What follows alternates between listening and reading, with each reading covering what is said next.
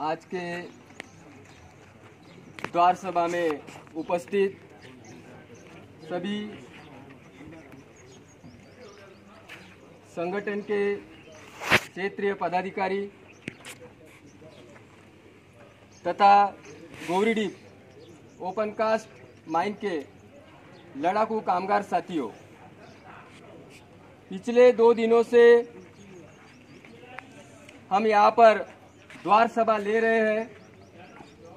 आज का ये तीसरा दिन है और कल दिनांक 16 फरवरी 2024 को एक दिवसीय देशव्यापी हड़ताल होने जा रहा है। ये जो देशव्यापी हड़ताल है, इस हड़ताल को सफल बनाने का दायित्व आप और हमारे कंधों पर आया है। पिछले 2 दिनों में जो द्वार सभा हुई, उसमें एरिया के नेता लोगों ने यहाँ पर आकर आपको हमको सबको अवगत कराया है कि क्या क्या समस्याओं को लेकर कल का देशव्यापी जो हड़ताल होने जा रहा है उसकी जानकारी आप लोगों को दी गई है।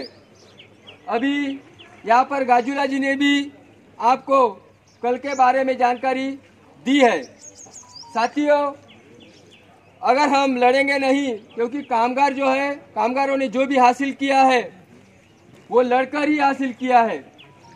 अगर आने वाले दिनों में हमें जो भी सुख सुविधाएं मिल रही है उन्हें अगर बरकरार रखना है तो उसके लिए कल की हड़ताल को तो 100% सफल करना ही है, लेकिन आने वाले दिनों में भी हमें लड़ते रहना है। साथियों, यहाँ पर जैसे आप सभी को मालूम है, 44 श्रम कानून जो हमारे हितों की रक्षा के लिए बने थे, उन 44 श्रम कानून को आज जो सरकार बैठी है उसने उसे 4 कोड में लाया है।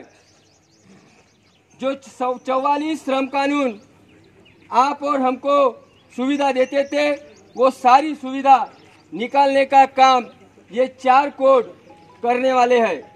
ये 4 कोड जिस दिन लागू हो जाएंगे उस दिन आपका और हमारा जीना मुश्किल होने वाला है। भारत सरकार की नीति ये 2014 से, जब से बीजेपी गवर्नमेंट हमने चुन कर दी है, तब से आपने देखा है ये प्राइवेटाइजेशन का दौर चल रहा है।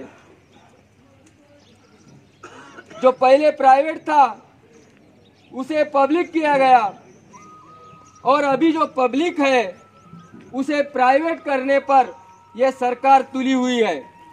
सारी चीजें अगर प्राइवेट हो जाएंगी तो आपका, हमारा और हमारे आने वाले बच्चों का भविष्य खतरे में है। साथियों, मैंने पहले भी द्वार सभाओं में मैं बताया था कि आज जो हम फल खा रहे हैं पके पकाए हुए, ये है हमारे पुरखे के लगाए हुए। आज अगर हम नए पेड़ नहीं लगाएंगे तो आने वाले बच्चे फल कहाँ से खाएंगे? ये बातें मैंने आपको इससे पहले भी बताई है।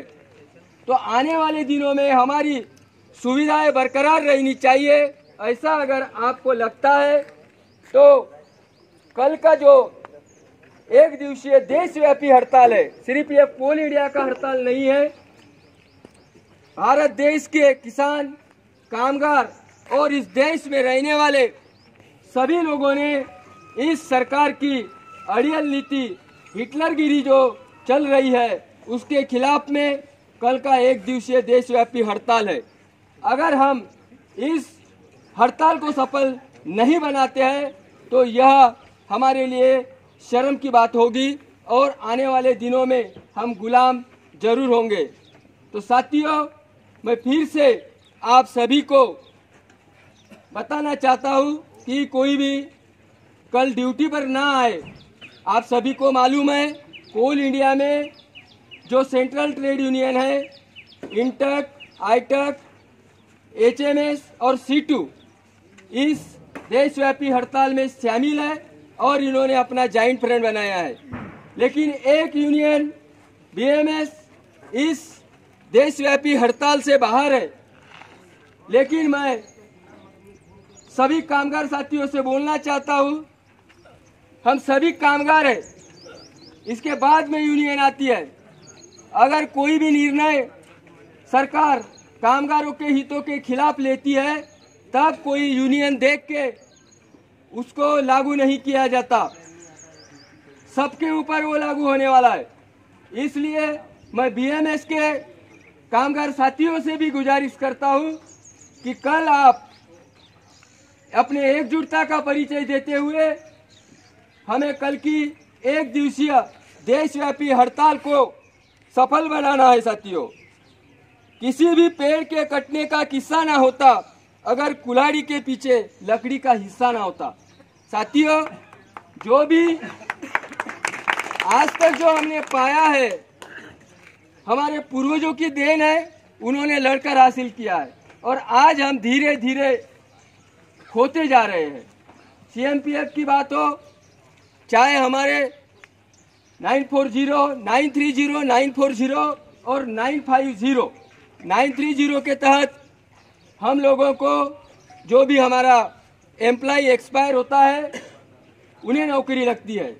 940 आप देख रहे होंगे, जो बीमार लोग हैं, इन बीमार लोगों का भी मेडिकल होता था और मेडिकल होने के बाद उनके आश्रितों को नौकरी दी जाती थी। NCW 9 से ये 940 बंद हो चुका है। बीमारियां बढ़ रही है क्योंकि सुविधाओं के तरफ कभी भी मैनेजमेंट का ध्यान नहीं रहता। हम निसर्ग के विपरीत यहाँ पर कार्य करते हैं, धूल मिट्टी में हम काम करते हैं, इसलिए बीमारियां जो है हमारे ऊपर हावी होती है और बीमार होने के बाद हम पूरी कुशलता के साथ काम नहीं कर सकते। इसलिए हमारे पूर्वजों ने 940 के तहत नौकरियां मिलने का प्रावधान था, जो प्रावधान अभी भी है, लेकिन उसकी नौकरी अभी तक हमें नहीं मिल रही है। इसके लिए भी हमें लड़ाई करना है। साथियों, सीएमपीएफ के बारे में भी आपको जानकारी है। अभी गाजुला जी ने बताया, जो भी हमें तनख्वाह मिलती है वो तनख्वाह हम महीने में खर्चा कर लेते हैं। LIC है, घर का खर्चा है, सारी चीजें हैं, पीएफ कटता है, पेंशन में हमारा पैसा कटता है। उसके बाद जो भी कुछ अमाउंट हमें मिलता है वो अमाउंट हम हमारे महीने के गुजारे में खर्च कर देते हैं। लेकिन रिटायर होने के बाद हमारे जीने का साधन पीएफ और पेंशन है। लेकिन पीएफ के बारे में भी आपने सुना होगा, उसमें भी घोटाले हो रहे हैं।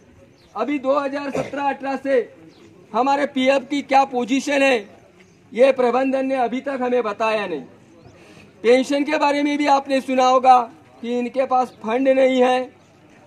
अभी तो हम लोग हमारे पेमेंट से 7% पेंशन कट रही है और जो पुराने लोग रिटायर हुए हैं उन्हें बराबर तनख्वाह मतलब पेंशन अभी मिल रही है।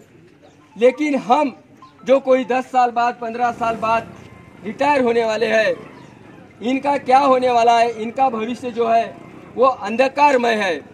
इसलिए मैं आप सभी से फिर एक बार गुजारिश करता हूँ कि कल का जो 1 दिवसीय देशव्यापी हड़ताल है इसे 100% सक्सेस करना है। किसानों के बारे में अभी सुना आपने, किसानों ने पिछले दिनों भी 720 दिन दिल्ली की सिंघू टिकरी बॉर्डर में उन्होंने 720 दिन लड़ाई करके जो 3 काले कानून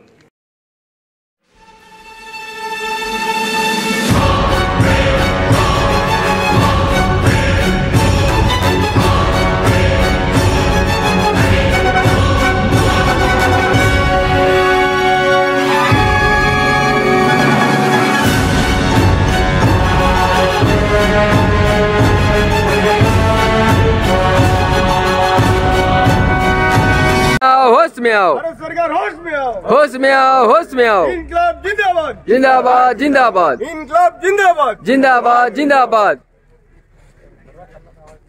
अरे बोल मेरे चाचा, हल्ला बोल। अरे बोल मेरे भाई, हल्ला बोल। अरे टोपी लेके, हल्ला बोल। अरे टोकना लेके, हल्ला बोल। अरे टोपी लेके, हल्ला बोल। अरे टोकना लेके, हल्ला बोल। अरे पाना लेके, हल्ला बोल। अरे हक के लिए, हल्ला बोल। अरे डरता क्यों है? हल्ला बोल। अरे आवाज दो, हमें अरे जोर जोर से आवाज दो, हमें मजदूर एकता जिंदाबाद, जिंदाबाद जिंदाबाद, कामगार एकता जिंदाबाद, जिंदाबाद।